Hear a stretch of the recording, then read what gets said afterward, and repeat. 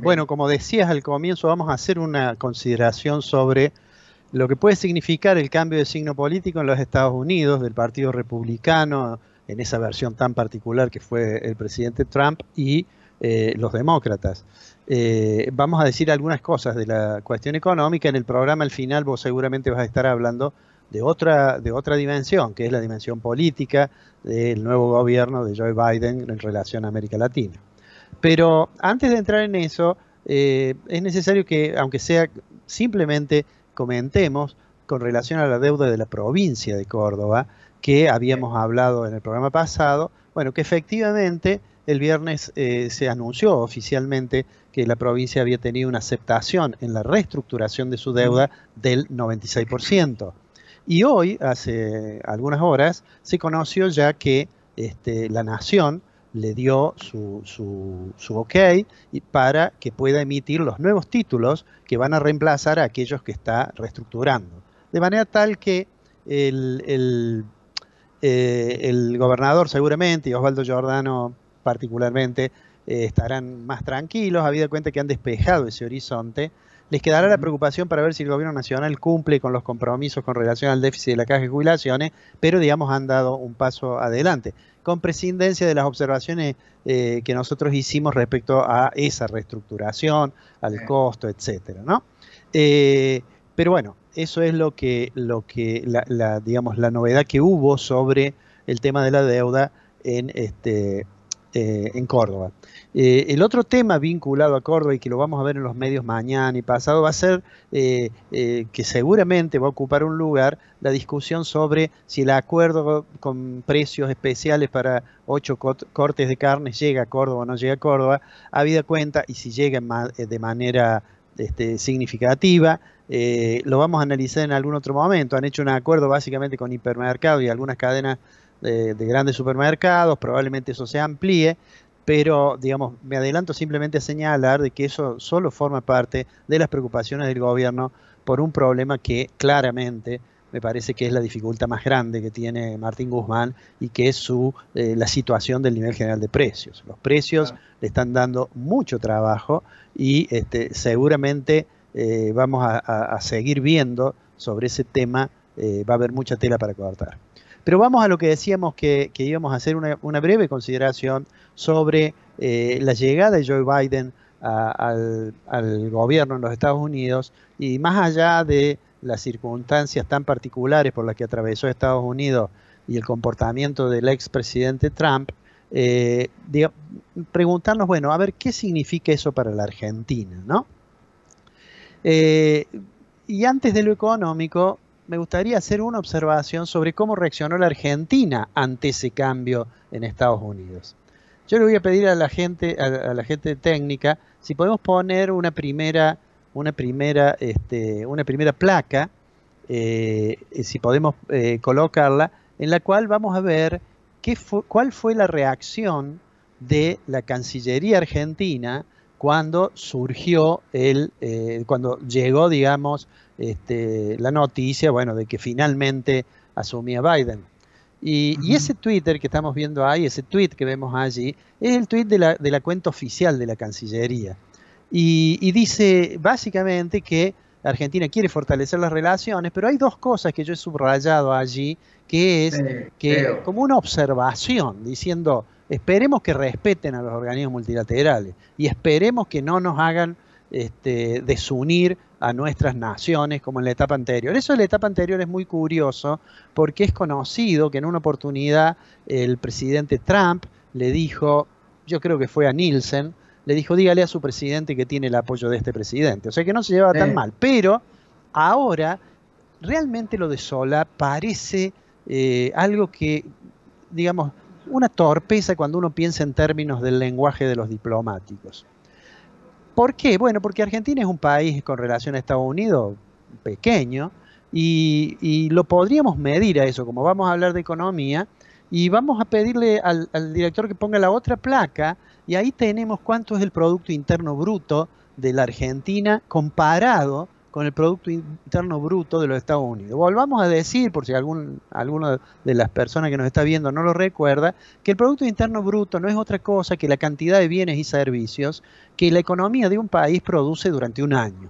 Entonces, el dato este, que es el dato de 2019 del Producto Interno Bruto, es 382.000 millones lo de Argentina, ¿no? Medio en dólares.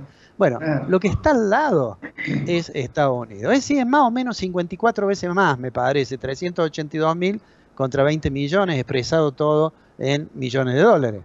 De manera tal que casi suena como una especie de tontería plantarse de esa forma, porque en realidad para Estados Unidos Argentina no es tan relevante en términos cuantitativos. Digo, si nosotros miramos las exportaciones, el volumen del comercio total de los Estados Unidos con Argentina es más o menos aproximadamente el 2%, debe ser, no, quizás menos, sí, 2,5 o 2% del volumen de comercio exterior de los Estados Unidos, ¿no? Pero me gustaría mostrar la otra placa, la que sigue, porque allí tenemos una idea de si dividimos el Producto Interno Bruto por la cantidad de habitantes, bueno, Argentina tiene 8.500 dólares anuales y Estados Unidos tiene 63.000 dólares. ¿Por qué mostraba esto? Porque en realidad debería la Cancillería tener un poco más de cuidado, a menos que se interprete que el Twitter en realidad tiene como objetivo que sea leído en la Argentina, es decir, que sea leído por la gente que comparte la mirada de Solá, y entonces probablemente Biden ni se enteró, no creo que siga Biden el Twitter de la Cancillería Argentina, pero es probable que alguien de Estados Unidos lo haga y le dirá, bueno, nos han saludado desde allá. Eso fue a las 3 de la tarde, y algunas horas después me parece que Fernández o alguien cercano a Fernández advirtió que no era muy feliz la redacción que habían hecho, y entonces el presidente envió, en la cuenta del presidente se consignó este tweet que tenemos acá, donde ya ahí dice, hace un halago a Kamala Harris y le desea a ambos mucha suerte, y dice, y seguramente en esta nueva etapa vamos a fortalecer los vínculos, ¿no? ¿Y qué quiere decir eso? Ahora vamos al efecto que puede tener. Mira, yo voy a decir una frase, es una cosa opinable. Yo personalmente creo que no va a haber demasiado cambio en la relación económica con los Estados Unidos. Sí habrá seguramente, digamos, algunos temas que pueden cambiar su énfasis. Yo personalmente creo que con relación a Argentina, el gobierno demócrata en su agenda va a tener 2 o 3 temas que pueden ser interesantes, no en lo estrictamente económico, que es por un lado el tema de ambiente. Sin lugar a dudas la decisión del presidente Biden es volver a darle importancia a la lucha contra el cambio climático. Seguramente la cooperación en la lucha contra el narcotráfico va a figurar, y también pienso yo que va a haber un capítulo vinculado a los derechos humanos, ¿no? En los cuales, digamos, Argentina puede exhibir una historia interesante, más allá de estas observaciones que hacías vos tan atinadamente respecto del señor feudal de Formosa, y que está denunciado ahora, creo, en la Corte Interamericana de Derechos Humanos, pero más allá de eso, digo, va a figurar eso seguramente en la agenda. Cierro con esto. En lo económico, el problema de la inflación, que mencionábamos hace unos instantes, sin lugar a dudas es singularmente complicado. Y además es complicado en un año en que la incertidumbre es muy grande. Esta mañana, a las 8 horas del este, es decir, a las 10 horas de Argentina, por internet se presentó, desde la oficina del Fondo Monetario Internacional, se presentó una actualización de su outlook, es decir, las perspectivas de la economía mundial. Y cuando uno ve eso, realmente advierte que la pandemia, sin lugar a duda, es un tema gravísimo para pensar en la recuperación de las economías.